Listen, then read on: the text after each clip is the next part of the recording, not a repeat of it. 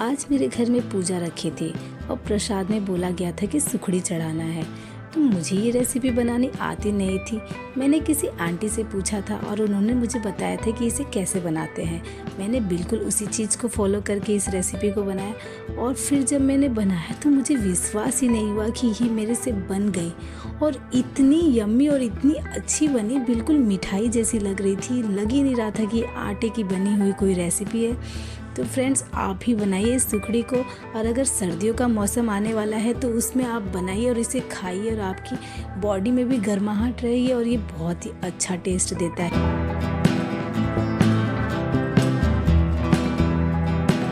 सुखड़ी बनाने के लिए मैंने लिया है 500 ग्राम जितना घी। पूरे घी का मैंने इस्तेमाल किया है। देखिए, ये काव घी है। इसी घी का मैंने इस्तेमाल किया है क्योंकि मेरे घर में पूजा है और पूजा में तो आप सबको पता ही होता है कि घी जो होती है वो गाय की ही होती है, उसका ही इस्तेमाल किया जाता है। पूरी 3 कटोरी जितनी घी का मैंने इस्तेमाल किया है।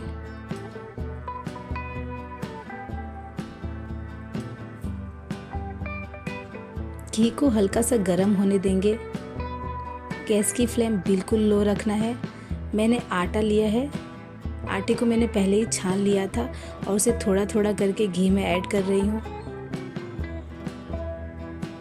देखिए, ऐसे ही मिक्स करना है सारे आटे को घी के अंदर। लगभग 2 या 2.5 कटोरी जितना आटा है, उसमें मैंने 3 कटोरी घी का इस्तेमाल किया है।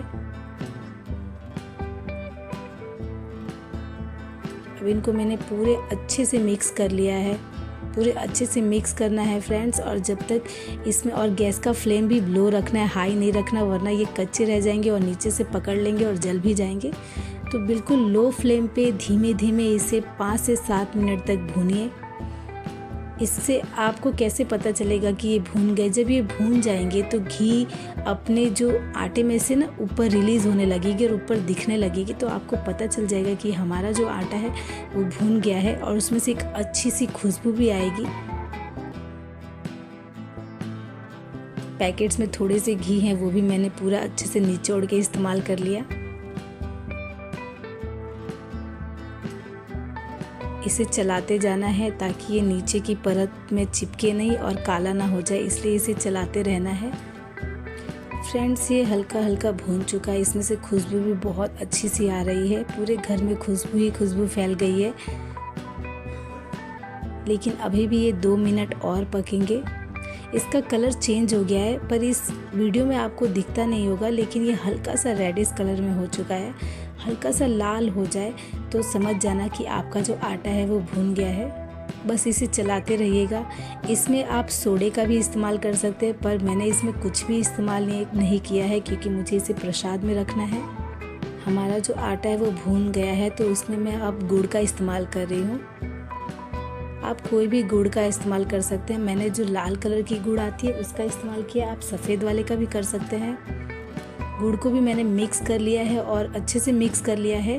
गुड़ धीरे धीरे, इस स्टेज पे क्या करना है फ्रेंड्स, गैस की फ्लेम को बंद कर देना है और गुड़ को मिक्स करते रहना है। वो धीरे धीरे खुद ही मेल्ट हो जाएगी आटे के अंदर।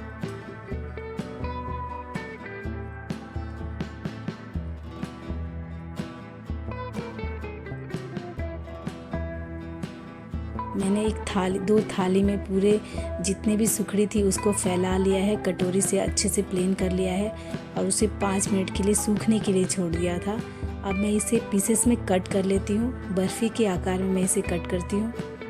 तो देखिए कितने आराम से ये कट हो रही है। बिल्कुल सॉफ्ट बनी है, इसमें हार्ड बिल्कुल नहीं है। बहुत सारी सुखड़ी हार्ड भी होती है, पर मुझे सॉफ्ट वाली बनानी थी। पेड़े जैसी जो आती है ना, मुंह में जाते ही घुल जाए, वैसे मुझे बनानी थी, इसलिए मैंने सॉफ्ट वाला बनाया है।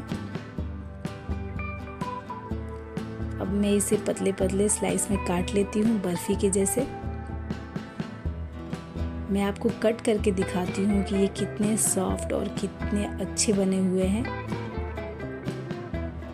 देखिए, सारे गुड़ जितने भी थे वो सारे इसमें मेल्ट हो गए हैं आटे के अंदर। आप देख सकते, देखिए मैं तोड़ के दिखा रही हूँ, कितने आराम से टूट रहे हैं। देख के ही लग रहा है कि आप इसे खाएंगे तो आपके मुंह में ये घुल जाएंगे। ऐसे ही सारे सुखड़ी को मैंने बना लिया है और उसकी पीसेस को भी मैं अलग अलग निकाल के और ठंडे होने के लिए रख दूँगी। अभी ये हल्का सा गर्म है। देखिए मैं फिर से तोड़ के दिखा रही हूँ, टूट रहे हैं ना कितने आराम से। ऐसा लग रहा है कि ये बर्फ़ी है, वो जो मावा की खोए की बर्फ़ी आती है ना, वैसी दिख रही है।